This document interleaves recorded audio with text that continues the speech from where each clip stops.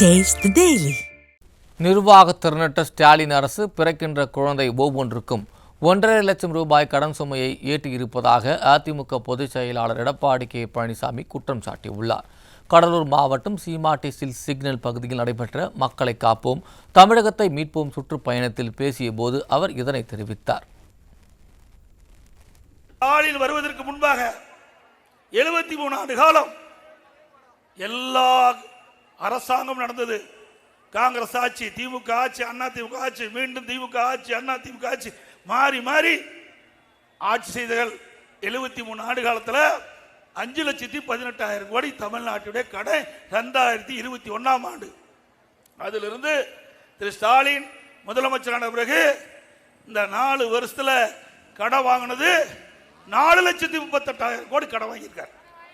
4 வருஷத்துல 4,38,000 கோடி கடன் வாங்கியிருக்கிறாருங்க. இந்த ஆண்டு 25-26ஆம் ஆண்டு சட்டமன்ற தேர்தல் வருவதற்குள்ள 1 லட்சம் கோடி கடன் வாங்குவதாக திட்டம் தீட்டப்பட்டிருக்கிறது. அப்படின்னா 5,38,000 கோடி 5 வருஷத்துல கடன் வாங்கி இந்தியாவிலேயே கடன் வாங்குதல முதல் மாநிலம். கடன் வாங்குதல இதுக்காக கூட ஆட்சி கொடுத்தாங்க. ஏப்பா இதுக்காக ஆட்சி கொடுத்தாங்க. பிறக்கிற குழந்தைக்கு முதலானது 1 லட்சம் கடன். குழந்தை பிறக்கும் போதே கடனோடு தான் பிறகுது. இப்படி கடன் மேல் கடன் வாங்கி மக்கள் மீது வரி சுமத்தி தான் இந்த கடனை திருப்பி அடைக்க முடியும். கடன் கொடுக்கணும் சாதாரண கடன் கொடுப்பது கிடையாது. உலக வங்கி பல்வேறு நாடுகள் இருந்து கடனை வாங்கி திட்டங்களை செயல்படுத்துறோம். அதற்கு வட்டி கட்ட வேணும், வாங்கின பணத்தை திருப்பி செலுத்தணும். எப்படி பண்ண முடியும்? ஏற்கனவே 5,18,000 கோடி கடன். இப்போ 5 வருஷம் நிறைவு பெறுகின்ற பொழுது 5,38,000 கிட்டத்தட்ட பார்த்தீங்கன்னா எவ்வளவு? கிட்டத்தட்ட 10,46,000 கோடி என்று கருதுறேன். இப்படி கடன் மேல் கடன் வாங்கி நாட்டு மக்களை கடனிலே தத்தளிக்க விட்ட அரசாங்கம் திமுக அரசாங்கம். இது தேவையா? தேவைங்களா? இப்போ இந்த கடலூர் நகரத்தில் இதுக்கெல்லாம் வரி போட்டார்.